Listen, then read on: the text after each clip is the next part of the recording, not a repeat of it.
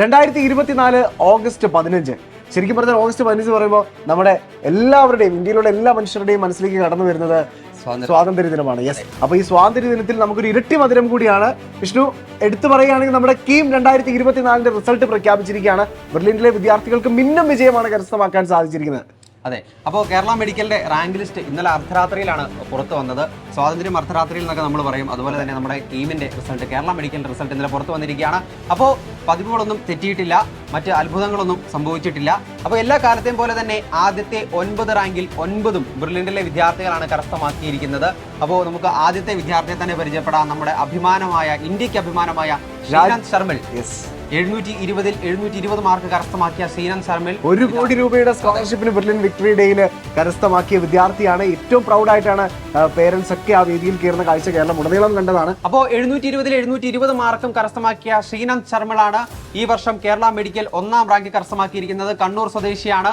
Doctor ദമ്പതികളായ Sharmil ഗോപാലിന്റെയും പ്രിയ PGയുടെ മകനായ ശ്രീനാന്ത് ഇതാ കേരളത്തിനും അഭിമാനമായിരിക്കുന്ന, ഇന്ത്യക്ക് അഭിമാനമായ വിദ്യാർത്ഥിയാണ്. 720 മാർക്കും കരസ്ഥമാക്കിയ ശ്രീനാന്ത് ശർമിളാണ് ഈ വർഷത്തെ കേരള മെഡിക്കൽ 1ാം റാങ്ക്. അപ്പോൾ ആദ്യ 9 വിദ്യാർത്ഥികളും പാലാ ബെർലിൻ സ്റ്റഡി സെന്ററിലെ വിദ്യാർത്ഥികളാണ് എന്നുള്ളത് നമ്മൾ എടുത്തു പറയേണ്ടിയിരിക്കുന്നു. അപ്പോൾ നമുക്ക് മറ്റു വിദ്യാർത്ഥികളെയും കൂടി പരിചയപ്പെടുത്താം.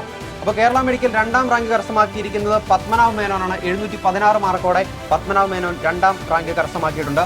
അതുപോലെ തന്നെ 3ാം റാങ്ക് കേരള മെഡിക്കൽ കരസ്ഥമാക്കിയിരിക്കുന്നത് ദേവദർശൻ R നായരാണ്. 715 മാർക്കാണ് ഈ വിദ്യാർത്ഥി നീറ്റിന് സ്കോർ ചെയ്തിരിക്കുന്നത്. അതുപോലെ തന്നെ കേരള മെഡിക്കലിൽ 4ാം സ്ഥാനം കരസ്ഥമാക്കിയിരിക്കുന്നത് അഭിഷേക് വിജയാണ്.